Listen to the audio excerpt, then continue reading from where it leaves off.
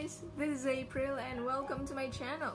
Today, I am gonna read to you the concluding chapter of the Book of Ruth, chapter 4. What happened to the first 3 chapters? I'm gonna attach the links for those 3 chapters. Kindly check them out so that you will understand how the story progressed from chapter 1 up to now. Let's start. Chapter 4. Ruth and Boaz are married. Boaz went to the town gate and took a seat there. Just then, the family redeemer he had mentioned came by. So Boaz called out to him, "Come over here and sit down. I want to talk to you." So they sat down together. Then Boaz called 10 leaders from the town and asked them to sit as witnesses. And Boaz said to the family redeemer, "You know Naomi, who came back from Moab. She is selling the land that belonged to our relative Elimelech. I thought I should speak to you about it so that you can redeem it if you wish. If you want the land, then buy it here in the presence of these witnesses. But if you don't want it, let me know right away, because I am next in line to redeem it after you." The man replied, "All right, I'll redeem it." Then Boaz told him, "Of course, your purchase of the land from Naomi also requires that you marry Ruth, the Moabite widow. That way, she can have children who will carry on her husband's name and keep the land in the family." "Then I can't redeem it," the family redeemer replied, "because this might endanger my own state. You redeem the land. I cannot do it." Now in those days, it was the custom in Israel for anyone transferring a right of purchase to remove his scandal and hand it to the other party. This publicly validated the transaction. So the other family redeemer drew off his sandal and he said to Boaz, "You buy the land." Then Boaz said to the elders and to the crowd standing around, "You are witnesses that today I have bought from Naomi all the property of Elimelech, Kilion, and Mahlon. And with the land I have acquired Ruth, the Moabite widow of Mahlon, to be my wife. This way she can have a son to carry on the family name of her dead husband and to inherit the family property here in his hometown. You are all witnesses today." Then the elders and all the people standing in the gate replied, "We are witnesses. May the Lord make this woman who is coming into your home like Rachel and Leah, from whom all the nation of Israel descended.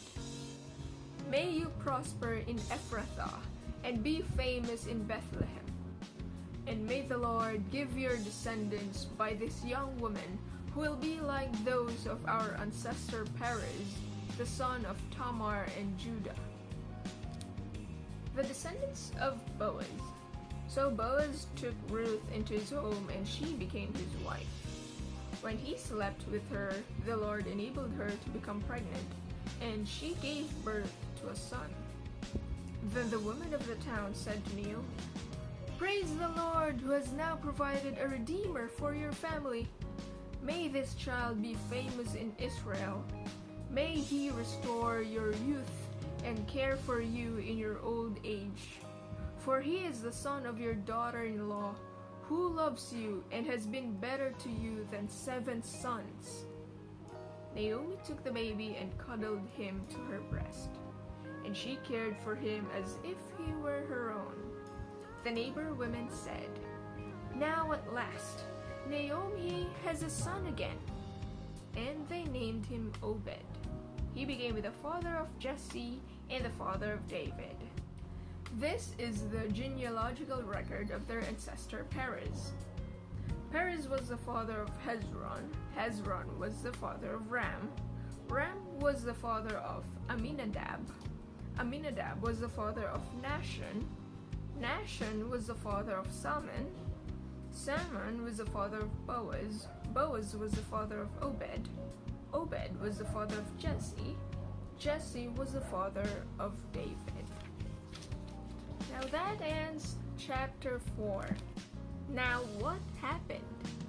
In the beginning of chapter 4, we see that Boaz went to the town gate para mag-intay dun sa nearest relative nina, Ruth. Dun sa town gate kasi, dun nangyayari halos lahat ng transactions. Yung mga merchants, they put temporary shops there. Dun nagtatransact ng businesses yung officials. Kumbaga siya yung center ng town, dun sa town gate.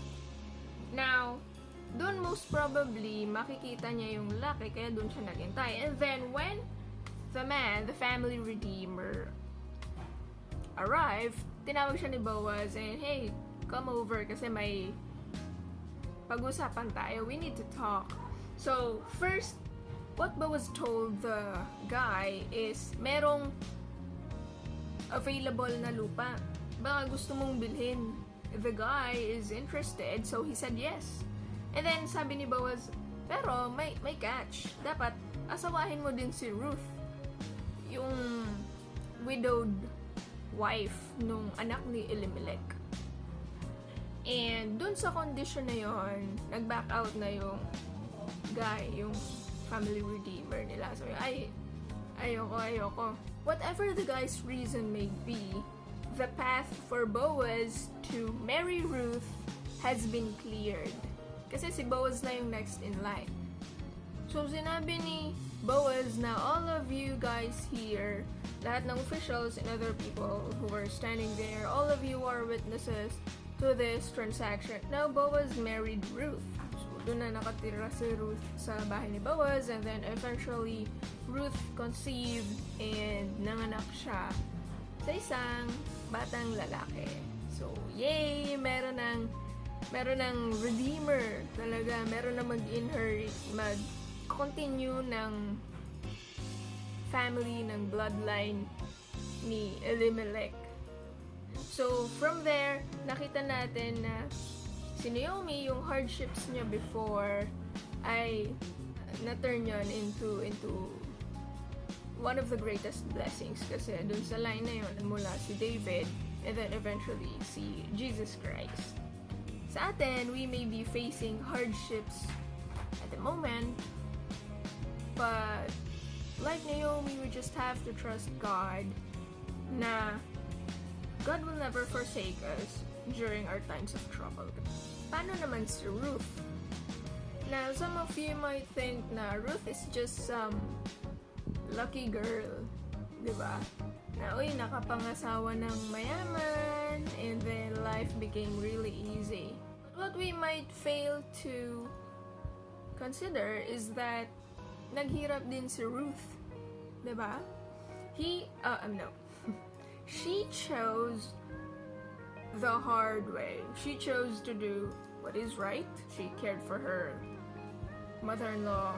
She followed her advice. She stayed with her. She cared for her. So parang ginawa lang ni Ruth yung dapat niyang gawin without knowing kung ano ba talaga yung magiging result. Kung ano ba talaga yung parang purpose in life. Kasi, di ba, hindi naman niya alam na sa descendants niya manggagaling si David. Sa descendants niya manggagaling si Jesus. No, she doesn't know that. She just did the right thing. Sa atin naman, ganun din. We just do what is right.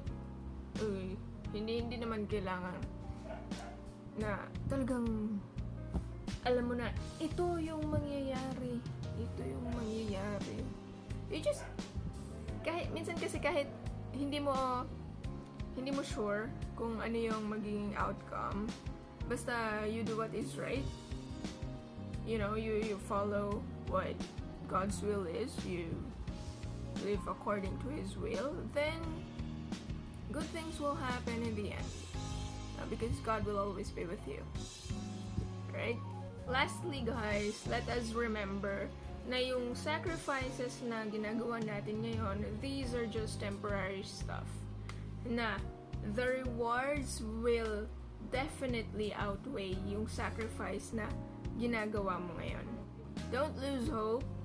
keep pushing, kasi eventually God will provide for you.